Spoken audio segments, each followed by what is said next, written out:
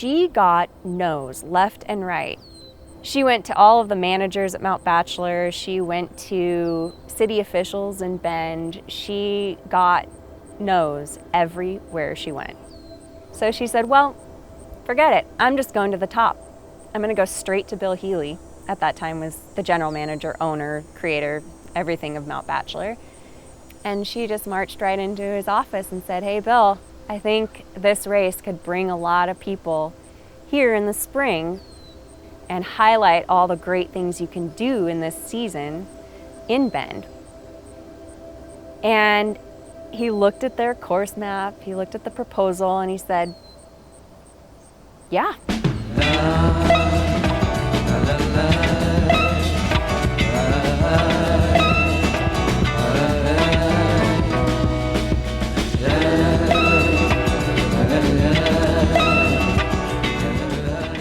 That first year, he actually encouraged them to not get permission and permits. He said, just do it and ask for forgiveness. So Bill really, I mean, he was the reason this happened. She's just a Bend, one of the Bend originals.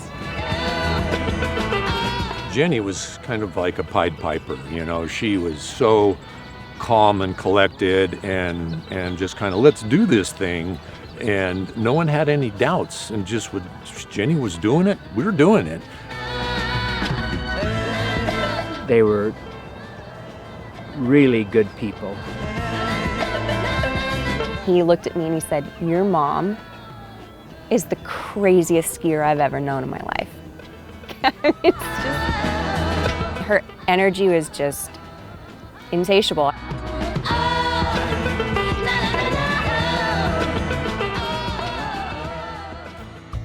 I met Jenny back in the 70s, early 70s, down at Sauk.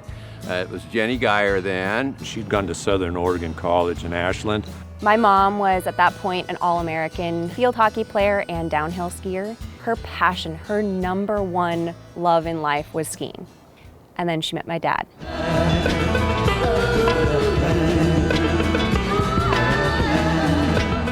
And here he was, this surfer, musician, ultra creative person, and both were really, they were confident in themselves. They were comfortable with themselves, and that was, they didn't need anybody else, but when they found each other, they found their perfect counterpart.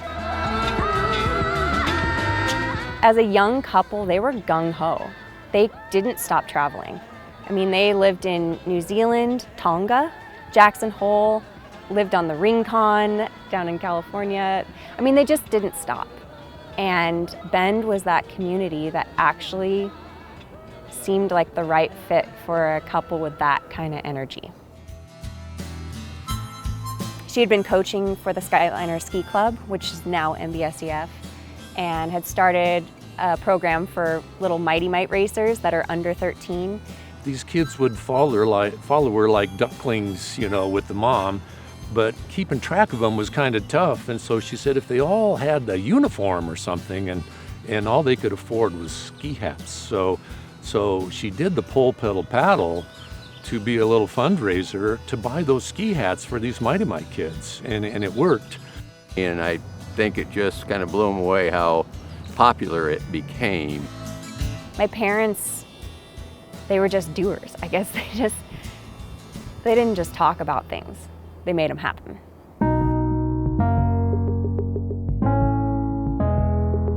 We would do registration right there at her kitchen table. And I remember filling out the registration form for Pole Pedal Paddle, and Jenny was in the kitchen making a vegetable stir-fry beans and rice, and I had never seen anything like that before. It was the late 70s, and she inspired me so much I went out and bought my first vegetarian cookbook, Laurel's Kitchen. I think I still have it. I think Jenny started something that was inclusive. She wanted to involve as many people in the community as wanted to participate. And that's kind of, I think that says a lot about her. She challenged us in every way possible. She was so good at bringing community together, and it was always all about fun. I just think Jenny was a trendsetter. Great people, and we really miss them. I miss them so much. Doesn't mean that we can't continue their legacy and do great things.